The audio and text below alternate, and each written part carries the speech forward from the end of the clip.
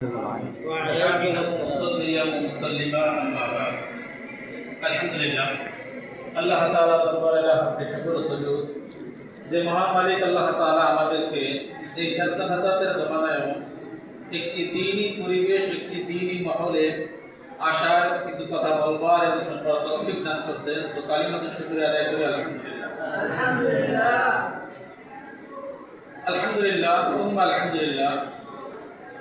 আমার এই অল্প বয়সে আমি যত কটা মাদ্রাসায় ঘুরছি বা যত প্রতিষ্ঠানে গেছি, আমি বেশি প্রতিষ্ঠান চেঞ্জ করি নাই। এক মাদ্রাসায় নুরানি নাজারা হায়াত শেষ করছি, আর দুই মাদ্রাসায় কিতাবখানা করছি, এরপরে হাটাজারি। তো যেখানে গেছি, যে উস্তাদের কাছে করছি, সবাইকেই ভালো পেয়েছি আলহামদুলিল্লাহ। তো অন্য অন্য জায়গার তুলনায় বিভিন্ন উস্তাদের কাছে বিভিন্ন সেন্টার বা বিভিন্ন প্রশিক্ষণের কথা শুনছি আমরা, কিন্তু তার তুলনায় আলহামদুলিল্লাহ এই জায়গায় যাত্রাবাড়ি সাইনবোর্ড শাহিদ কালী ইব্রাহিম রশিদি বারাকাল্লাহু ফি হায়াতি এবং তার সহযোগী শাহিদ কালী বুরহানুদ্দিন বারাকাল্লাহু ফি হায়াতি, তাদের এই তত্ত্বাবধানে যেই হুফাজুল কোরআন ফাউন্ডেশন পরিচালিত হইতেছে, এটা অতুলনীয় এবং প্রশংসার ঊর্ধ্বে।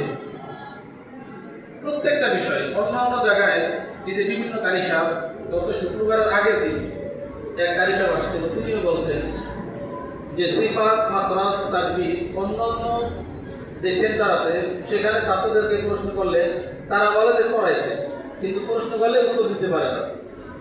তো হুজুর আমাদেরকে বলছিলেন যে পড়া এক জিনিস আর শিক্ষা আর এক জিনিস। পড়াইছে আমরা পড়ছি, কিন্তু শিক্ষা এটা নিজের থেকে মেহনত করে শিখতে হয়। তো প্রত্যেকটা ওস্তাদ চায় তার ছাত্রকে ভালোভাবে বইরা তুলতে। তো মান যাত্রা অজানা, যে চেষ্টা করে মেহনত করে সে কামিয়াব হয়ে যায়। আমাদেরকে কাফিয়া পড়ানোর সময় হুজুর বলতেন যে হাওয়াই তকবীর হাওয়ায় তৈলা যায়, কষ্ট করে যে মেহনত করে তার ধীরে নকশা হয়ে যায়। কাফিয়া অনেক গুরুত্বপূর্ণ একটা কিতাব এবং নাম সরকার অনেক আহাম একটা কিতাব। তো আলহামদুলিল্লাহ আমরা যে প্রতিষ্ঠানে আসছি, যদিও আমরা সংখ্যায় ছাত্র কম, কিন্তু এই জায়গার পড়ালেখার মান অনেক ভালো, অনেক উন্নত। এখন এই যে অনেক ভালো অনেক উন্নত, এটা কখন প্রকাশ পাইব? যখন আমি নিজে মেহনত করে কিছু অর্জন করতে পারবো এবং জাতির সামনে এটা ফুটাই তুলতে পারবো, তখন আমার উসিলায় আমার উস্তাদ আমার এই প্রতিষ্ঠানের নাম ছড়াই দেবে। যদি আমি মেহনত না করি, আমার উস্তাদ ঠিকই মেহনত করে করাইছে, কিন্তু আমি মেহনত করলাম না, তখন আমি নিজেও ফায়দা পাইলাম না, আর আমার দ্বারা এই প্রতিষ্ঠানের কোনো উন্নতিও হইল না, সম্মান হইল না। এই জন্য আমি নিজে মেহনত করব এবং আমার এই মেহনত যেন অন্য জায়গায় সহায়ক করে, এই চেষ্টা আমরা করব।